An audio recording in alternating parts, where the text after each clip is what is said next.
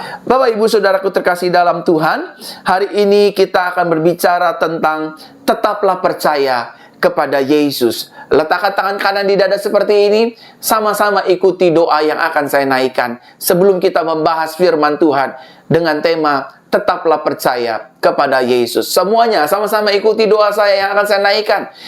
Di dalam nama Tuhan Yesus, saya adalah anak kesayangan Tuhan Yesus yang dilimpahi kasih Bapa.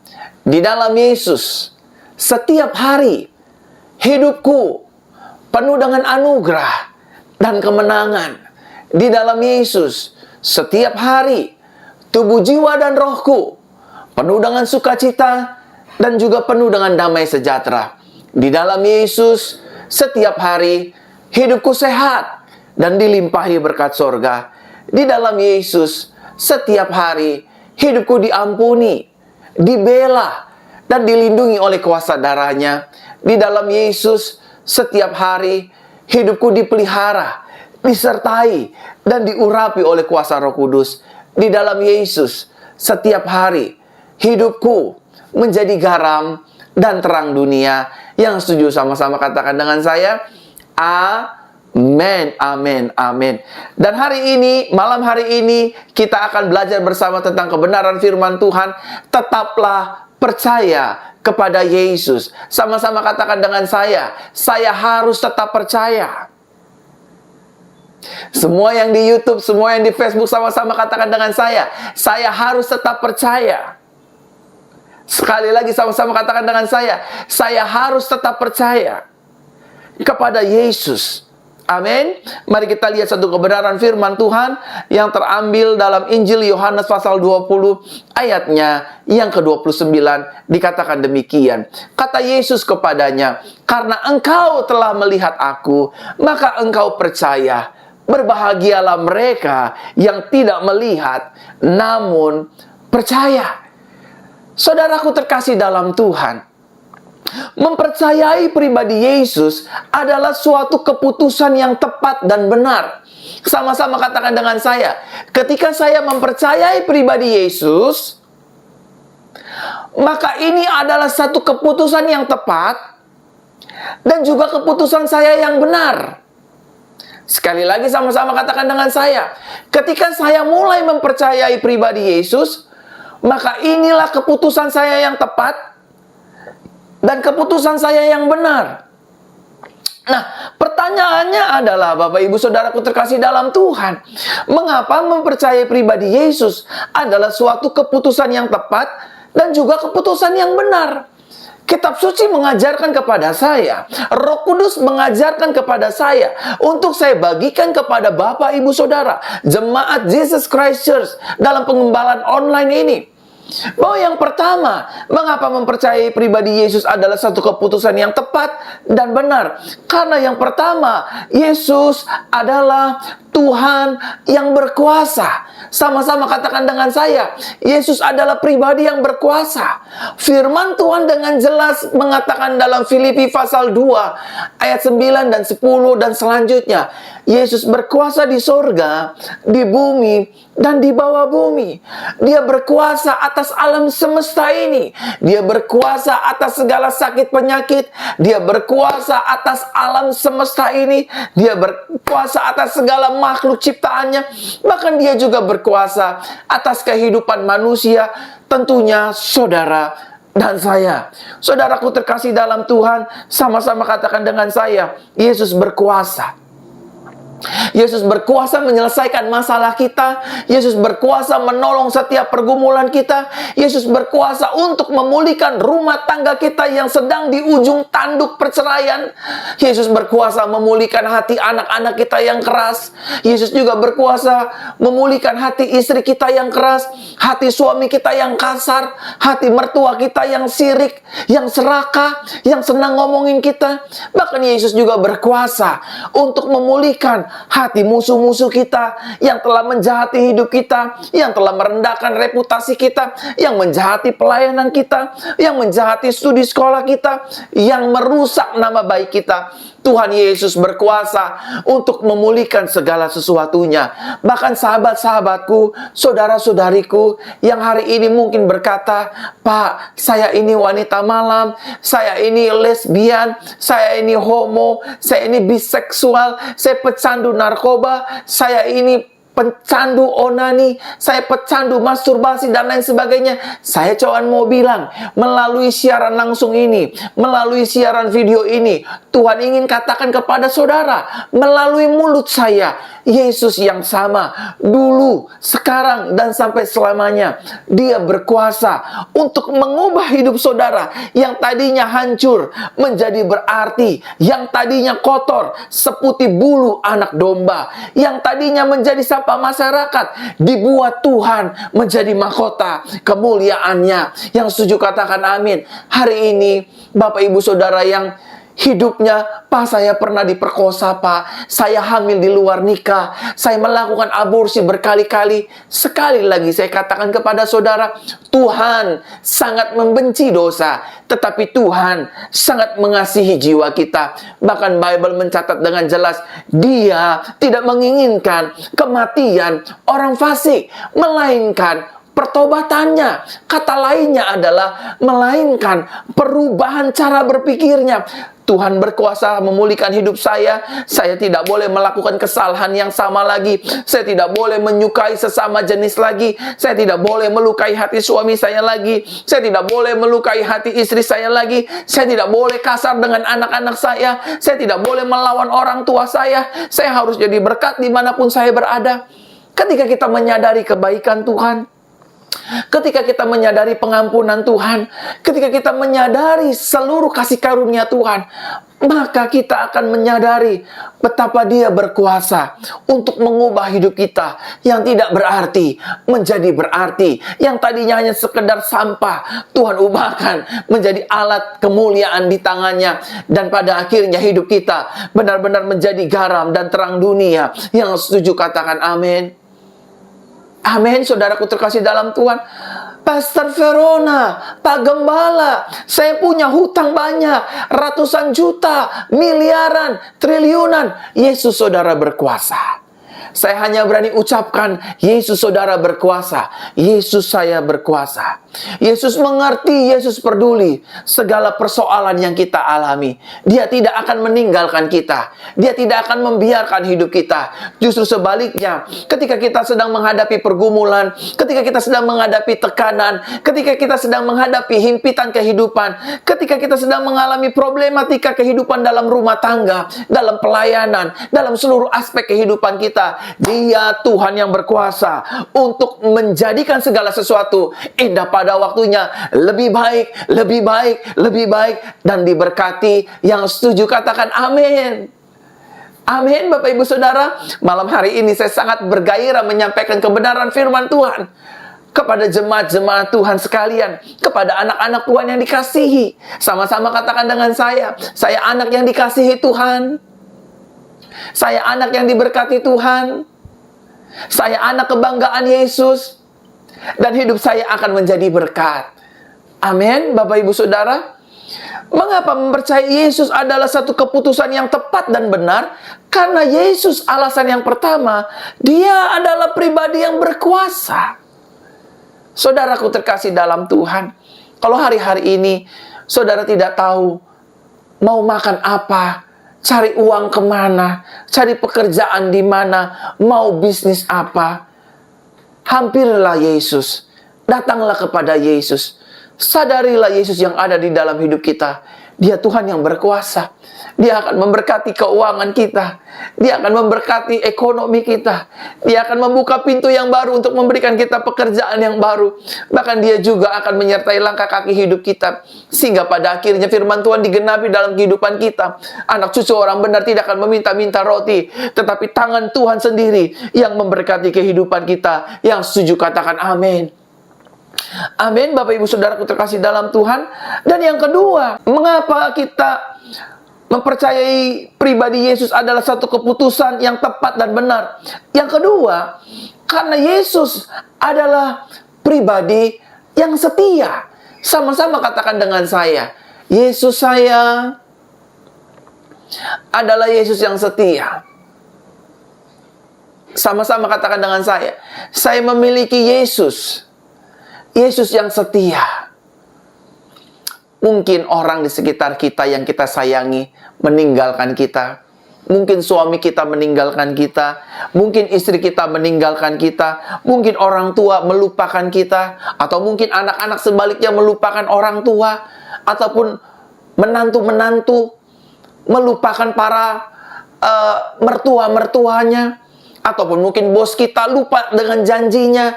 Atau mungkin gereja, gembala, pendeta sering melupakan hidup kita. Tetapi satu hal, kabar baik hari ini, malam hari ini, Yesus saudara dan Yesus saya adalah Yesus yang setia. Dia setia mendampingi kehidupan kita. Dia setia menemani kehidupan kita setiap hari. 1 kali 24 jam. Yesus setia bersama-sama dengan kita. Dia setia mendengar setiap pergumulan kita. Dia setia dalam menolong pergumulan permasalahan kehidupan kita. Dia tidak meninggalkan kita. Meskipun seringkali, maaf ya, mungkin kita malas pergi ke gereja. Mungkin kita malas baca firman Tuhan. Mungkin kita malas mengembalikan perpuluhan milik Tuhan. Mungkin kita malas memuji Tuhan. Mungkin kita malas berbuat baik terhadap siapapun.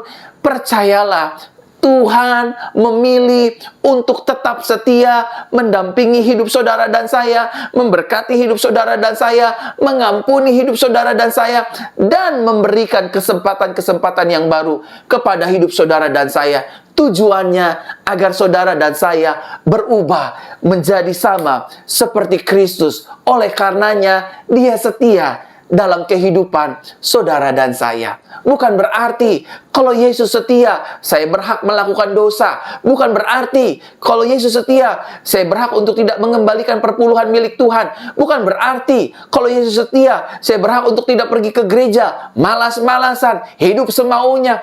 Tidak, saudara. Justru kita menyadari Dia setia, saya tidak boleh malas. Dia setia, saya harus kembalikan perpuluhan milik Tuhan. Dia setia, saya harus memberi persembahan yang terbaik. Dia setia, saya harus rajin baca firman Tuhan, pergi ke gereja, ikuti komsel, persekutuan, dan lain sebagainya. Sebagai tanda syukur kita kepada Tuhan. Mengapa kita mempercayai pribadi Yesus adalah satu keputusan yang tepat dan benar. Yang pertama, karena Yesus adalah pribadi yang berkuasa. Yang kedua, karena Yesus adalah pribadi yang setia. Yang selanjutnya, yang ketiga, Bapak Ibu Saudaraku terkasih dalam Tuhan, mengapa mempercayai pribadi Yesus adalah suatu keputusan yang tepat dan benar. Yang ketiga, karena Yesus adalah pribadi yang tidak berdusta.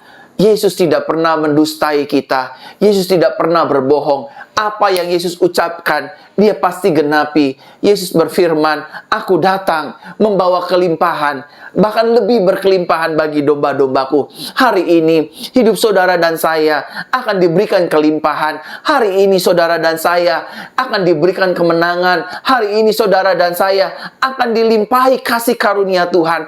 Bahkan saudaraku terkasih dalam Tuhan, hari ini, Yesus berfirman, "Oleh bilurku, kamu yang sakit akan menjadi sembuh." Dia tidak berdusta. Saudara yang hari ini menyaksikan siaran langsung pada malam hari ini, baik di YouTube ataupun di Facebook, engkau yang sakit, ingatlah firman-Nya, ingatlah perkataannya, bahwa Dia adalah Tuhan yang tidak berdusta. Engkau berkata, "Ya Tuhan, melalui tubuhmu, melalui darahmu, Engkau berkata sudah selesai. Aku imani, melalui darahmu, kami yang sakit disembuhkan. Aku imani." Mari Bapak Ibu Saudara, dimanapun Bapak Ibu Saudara berada, kalau Bapak Ibu Saudara sedang mengalami sakit penyakit, masalah rabun, kebutaan, tuli, miom, kanker, tumor, batu ginjal, empedu, telinga tuli, bahkan insomnia, patah tulang, stroke, dan sakit-sakit lainnya, imani firman Tuhan. Dia tidak berdusta. Dia bilang, di atas kayu salib sudah selesai. Itu artinya aku percaya Yesus menanggung kelemahanku, Yesus menanggung sakit penyakitku, Yesus menanggung setiap tumorku, Yesus menanggung setiap kistaku, Yesus menanggung setiap kanserku, dan seluruh kelemahan tubuhku. Yesus telah menanggungnya di atas kayu salib. Dan Yesus bukanlah Tuhan yang berdusta. Kalau Tuhan berfirman, Ibrani katakan, Dia mengikat firman-Nya, Dia mengikat janjinya dengan sumpah. Artinya, di dalam Yesus selalu ada kepastian. Sama-sama katakan dengan saya, semua jemaat Tuhan, ada ribuan jemaat Tuhan yang menyaksikan siaran langsung ini. Yang di Facebook ada ribuan, yang di YouTube ada ratusan. Sama-sama katakan dengan saya, di dalam Yesus, saya memiliki kepastian. Di dalam Yesus, saya memiliki kepastian. Sekali lagi sama-sama katakan dengan saya, di dalam Yesus, saya memiliki kepastian. Di saat dunia sedang tidak pasti dengan ekonomi saya mendapatkan kepastian, saya diberkati, saya dipelihara, saya berkelimpahan, saya berkemenangan. Dalam nama Yesus, terjadilah dalam kehidupan kita. Haleluya, haleluya, haleluya. Dan yang keempat, Bapak Ibu Saudara, mengapa mempercayai Yesus adalah satu keputusan yang tepat dan benar. Yang keempat alasannya, karena Yesus adalah sumber kehidupan. Yesus berkata, akulah jalan, kebenaran, dan kehidupan. Akulah pintu, akulah air kehidupan, akulah terang dunia, akulah garam dunia, akulah Alfa, akulah Immanuel, akulah Omega. Saudaraku terkasih dalam Tuhan, firman Tuhan jelas mencatat, Yesus adalah sumber kehidupan. Apabila rumah tanggamu hari-hari ini sedang mengalami kekeringan, bahkan cenderung akan mati, hampirilah Yesus sumber kehidupan. Maka rumah tanggamu akan hidup kembali. Suamimu akan hidup kembali. Istrimu akan hidup kembali. Apabila hari-hari ini bisnismu terasa berat, jualannya sepi, dagangannya tidak terlalu ramai, pendapatannya menurun, Yesus sumber kehidupan. Dia berkata, akulah gembala yang baik. Akulah roti hidup. Akulah sumber berkat. Hari ini, mari kita datang bersama-sama kepada Yesus. Kita minta tolong kepada Tuhan. Tuhan, berkatilah bisnis saya. Tuhan, selamatkanlah dagangan saya. Tuhan, selamatkanlah usaha saya. Tuhan, tolonglah pekerjaan saya. Aku nggak mampu jalani ini sendiri. Aku butuh Tuhan yang adalah sumber kehidupanku. Aku percaya Tuhan, jika Tuhan di pihakku, kata firman-Mu, siapakah yang dapat melawan aku? Aku percaya bukan Tuhan aja di pihakku, tapi Tuhan ada di dalamku. Dan Tuhan yang ada di dalamku, roh Tuhan yang ada di dalamku, lebih besar dari apapun yang ada di dalam dunia ini. Saudaraku terkasih dalam Tuhan, kalau hari-hari ini ekonomi kita mengalami kesulitan, kalau hari-hari ini keuangan kita sedang mengalami paceklik, jangan marah, jangan putus asa, jangan kecewa, jangan undur dari Tuhan. Tetapi sebaliknya, ingatkan diri kita, ingatkan iman kita. Saya punya Yesus yang besar, yang adalah sumber kehidupan. Amin, Bapak Ibu Saudara. Ketika Simon Petrus tidak punya ikan, Yesus menjadi sumber berkat ikan bagi Simon Petrus.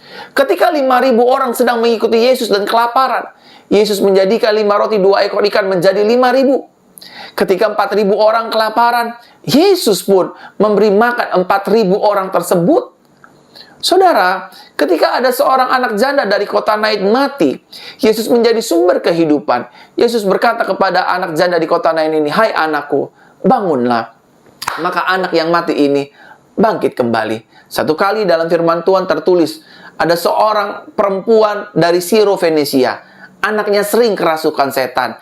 Anaknya sering dibanting oleh setan. Anaknya mengalami ayan. Tetapi Tuhan yang adalah sumber kehidupan sanggup menyembuhkan anak tersebut. Satu kali kitab suci mencatat, ada seorang yang buta bernama Bartimeus. Dia menginginkan matanya dapat melihat. Dia menginginkan matanya dapat melihat kehidupan yang selama ini dihantui dengan kegelapan, dengan kebutaan. Ketika dia mendengar Yesus, dia berseru, "Yesus, anak Daud, kasihanilah aku." Yesus sang juru selamat, Yesus sang Mesias, artinya anak Daud, kasihanilah aku. Bartimeus menyadari bahwa Yesus adalah sumber kehidupan. Dia bukan hanya memberi makan 5.000 orang. Dia bukan hanya memberi makan 4.000 orang. Dia bukan hanya membangkitkan anak janda di kota Nain. Dia bukan memulihkan anak dari perempuan Sirofenisia. Dia bukan hanya mengusir setan di Gadara. Dia juga bukan Tuhan yang menyembuhkan perempuan yang pendarahan 12 tahun. Tapi Bartimeus sadar, Dia Tuhan, sumber kehidupanku, yang akan mencelikan mataku. Bukannya 10 orang kusta disembuhkan, tapi hari ini aku juga disembuhkan. Dan hari ini saya berharap saudara dan saya memiliki iman seperti Bartimeus, percaya kepada Yesus dan berkata, "Rabuni aku, supaya aku dapat melihat." Malam hari ini, jadilah Engkau Tuhan sumber kehidupanku, bagi keluargaku, bagi rumah tanggaku, bagi pelayananku, bagi bisnisku, bagi usahaku, bagi seluruh aspek kehidupanku.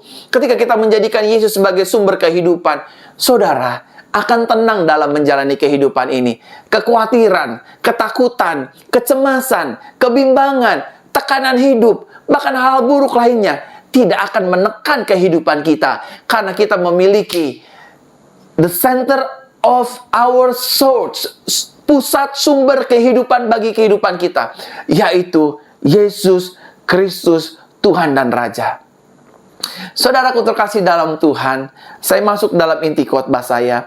Pertanyaannya adalah, mengapa kita harus tetap percaya kepada pribadi Yesus? Kenapa saya harus tetap percaya kepada pribadi Yesus? Kenapa saya tidak boleh percaya kepada koko saya? Kenapa saya tidak boleh percaya kepada cici saya, om saya, pengacara saya, pendeta saya, gembala saya, gereja saya, dan lain sebagainya? Jawabannya sederhana, Bapak Ibu Saudara. Ketika kita percaya kepada Yesus, maka firman Tuhan dalam Yeremia 17 ayat 7 dikatakan, "Diberkatilah orang yang mengandalkan Tuhan, yang menaruh harapannya kepada Tuhan, dan yang hatinya melekat kepada Tuhan." Nah, mengapa kita harus tetap percaya kepada Kristus Yesus? Jawabannya yang pertama, karena dunia yang kita hidupi adalah dunia yang tidak bisa dipercaya. Hanya Yesus yang sanggup kita percayai, saudara. Hanya Yesus yang bisa kita percayai. Dunia di mana kita tinggal, ada di dalamnya bersama-sama ini, adalah dunia yang tidak bisa dipercaya. Hari-hari ini, minggu-minggu ini, bahkan memasuki bulan yang baru ini, dunia terus mengirimkan berita-berita bohong, berita-berita sampah, berita-berita menakutkan, berita-berita mengecewakan, berita-berita menggentarkan iman kita. Oleh karenanya, saudara dan saya harus tetap mempercayai pribadi Yesus. Karena dunia melahirkan banyak pengkhianat. Karena dunia melahirkan banyak kebohongan demi kebohongan. Karena dunia juga pada akhirnya tidak memiliki belas kasihan. Dunia kasar satu dengan yang lain. Dunia tidak peduli satu dengan yang lain. Dunia hanya mengajarkan kita bagaimana kita bertahan dalam menjalani hidup ini, bagaimana kita berhasil, bagaimana kita sukses, bagaimana kita kaya, bagaimana kita terpandang, bagaimana kita terhormat. Dunia hanya mengajarkan itu kepada kita tanpa kita harus menjadi berkat bagi orang lain. Tetapi Yesus sebaliknya, kita harus percayai, karena hanya Yesus pribadi yang kita sanggup percayai, yang bisa kita percayai, pribadi yang tepat untuk kita percayai. Karena Yesus yang pertama tidak berdusta. Karena Yesus yang kita percaya adalah Yesus yang setia. Karena Yesus yang kita percaya adalah Yesus yang mau menerima kita apa adanya, bukan ada apanya. Jadi yang pertama, mengapa saudara dan saya harus tetap percaya kepada pribadi Yesus? Karena dunia di mana kita hidup adalah dunia yang tidak bisa dipercaya. Dunia hanya memberitakan kabar busuk, kabar hoax, kabar menakutkan, kabar mengerikan, yang pada akhirnya membunuh iman percaya kita kepada Kristus Yesus. Yang kedua, mengapa kita harus tetap percaya kepada pribadi Yesus? Karena dunia yang kita hidupi adalah dunia yang sedang menuju kepada kehancuran dan kebinasaannya. Saudaraku, hari-hari ini, bukalah mata kita lebar-lebar. Lihatlah berita. Lihatlah di mana-mana, bencana alam banyak terjadi, gempa bumi, cuaca buruk, fenomena alam yang aneh-aneh, tanda akhir zaman, bahkan perang terjadi di mana-mana, bangsa bangkit melawan bangsa, kerajaan bangkit melawan kerajaan, negara bangkit melawan negara.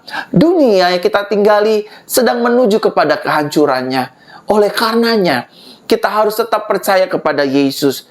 Firman Tuhan berkata dengan jelas, karena begitu besar kasih Tuhan akan dunia ini, sehingga dia mengaruniakan putranya yang tunggal. Barang siapa yang percaya kepadanya, tidak binasa, melainkan beroleh kehidupan yang kekal. Hari-hari ini saudara, percayalah kepada Yesus. Kita tidak bisa menaruh harapan kita, rasa percaya kita kepada dunia.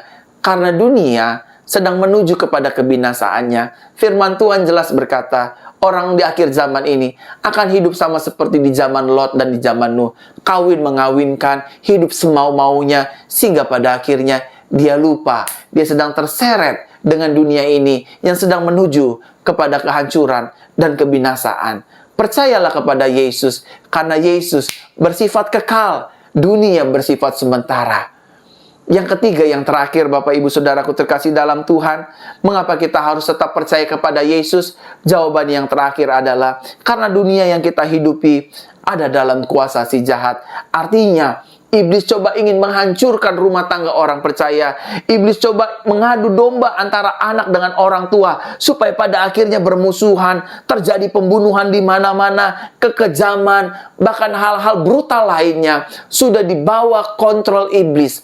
Oleh karenanya, saudara harus tetap percaya kepada Yesus. Karena dunia yang kita tinggali saat ini yang sifatnya sementara sedang ada di bawah pemerintahan si jahat. Oleh karenanya, saudara hari-hari ini boleh lihat keadaan semakin mengerikan. Anak bunuh orang tua bunuh anak. Kekasih saling bunuh, saling melengsarkan, saling menjahati. Tetapi bersyukurlah kita yang percaya kepada Yesus. Kita dilindungi, kita dijagai dari segala mara bahaya, dari segala malapetaka, dari segala niat orang jahat, bahkan dari segala kecelakaan. Ketika kita mulai percaya kepada Yesus, iblis tidak bisa mengintimidasi kita sembarangan. Ketika kita percaya kepada Yesus, iman kita akan dibangkitkan. Ketika kita mulai percaya kepada Yesus, di sekeliling kita tidak bisa menekan hidup kita, baik itu masalah, baik itu pencobaan, baik itu pergumulan, baik itu tekanan kehidupan, himpitan ekonomi, bahkan sakit penyakit, tidak bisa menekan hidup kita, karena kita percaya. Aku percaya kepada siapa aku percaya, aku yakin Tuhanku berkuasa. Bukan hanya itu dikatakan oleh firman Tuhan melalui mulut Paulus, tetapi juga lewat mulut kita anak-anaknya. Aku percaya kepada siapa aku percaya, aku yakin Yesusku berkuasa. Amin. Saudaraku terkasih dalam Tuhan, hari ini, malam hari ini, di minggu keempat di bulan November ini, mari kita tetap percaya kepada pribadi Yesus. Bukan hanya sampai malam hari ini, tetapi juga esok, minggu depan, bulan depan, tahun depan, sampai Tuhan memanggil kita pulang ke rumah Bapa di surga. Kita dijumpainya, masih tetap setia, masih tetap percaya, masih tetap mengandalkan Yesus, dan masih tetap namanya terdaftar di dalam kitab kehidupan anak domba surga. Yang setuju katakan, Amin, amin, amin.